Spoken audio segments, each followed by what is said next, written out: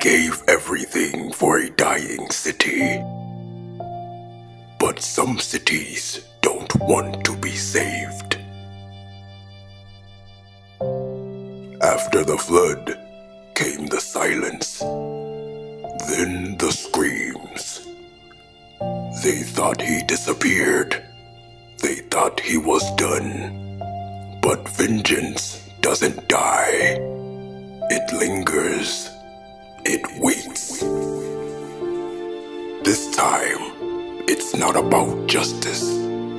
It's not about vengeance. It's about legacy. The mask returns. The city remembers. The Batman lives forever. The Batman Live Forever Part 2. Coming soon to theaters and IMAX near you.